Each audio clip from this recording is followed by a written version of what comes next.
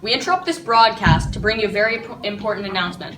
I, the Prime Minister, call to you for your help. Today, we are joined by 3 people to announce population problems in India and how they can be resolved. The 3 people we have here today is Des, the Urban Population Manager, Josh, the Rural Population Manager, and Ethan, the Population Expert. Oh, it's a pleasure to be here, Mr. Prime Minister. It's a pleasure. And you? Thanks for inviting me. Very well. You may proceed to list the 3 population problems for your urban areas and 3 populations for the rural areas.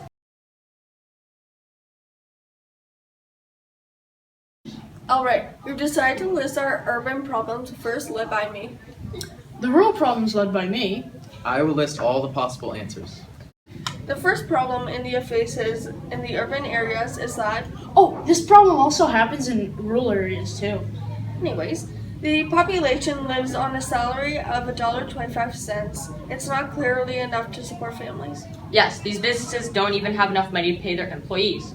It might not be an easy solution. However, if we open up more educational positions with lower prices, then that will help more people be able to afford an education. When these people get a good education, it will open up better job opportunities, so they will have a higher chance of getting a higher paying job. This should solve the low salary problem. Yes, this does sound hard to accomplish, but if we lower the cost of an education, then it'd be something to work with. Moving on to our next urban problem. Very few houses in the city have electricity, so only a few have access to a light or heat source. That's simple. Has any member of the government ever thought of investing in some power plants?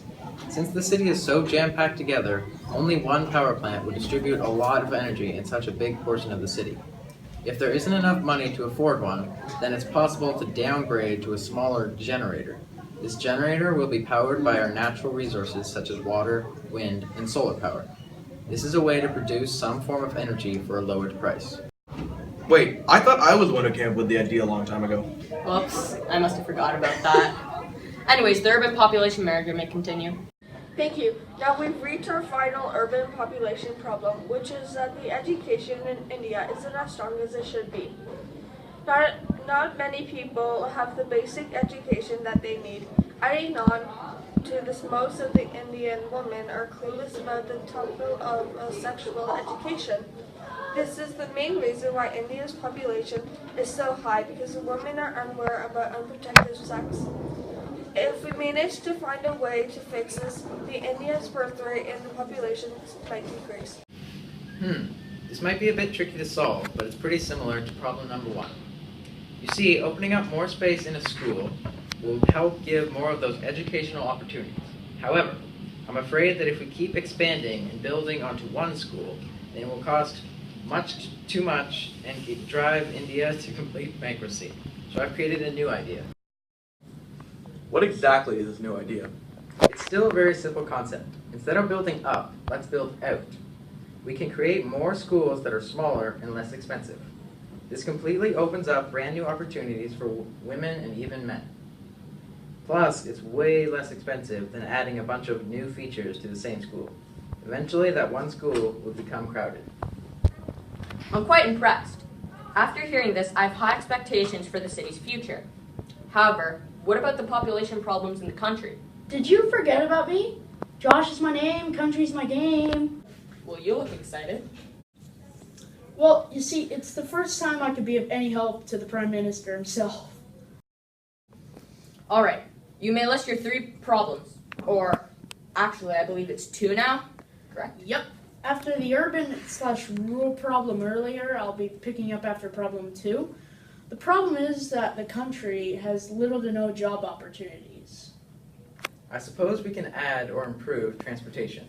This will allow people in the country to travel to the city to sustain a job and then travel back home safely.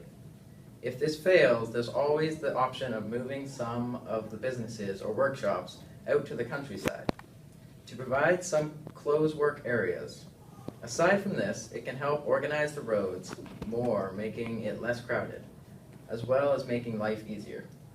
On to the final population problem in rural areas is that most people live in either temporary homes or slums. How can we give these people a their own houses, per se, or make them more suitable for living with more suitable living conditions. Overall, the main problem is money. However, if we continue to use small amounts, then it will be easier to preserve money. Take this for example. To help these live in condition, the people can send forms to the government to request small amounts of money. Over time, if they were to save this money, then they could use it to make small renovations and hopefully make it more suitable to live in. And this concludes the announcement from the Prime Minister. Before you leave, he will make a small announcement.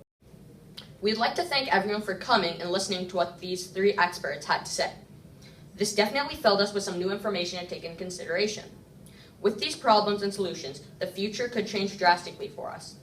We can only think of what lies ahead. Thank you for listening to this broadcast, and goodbye.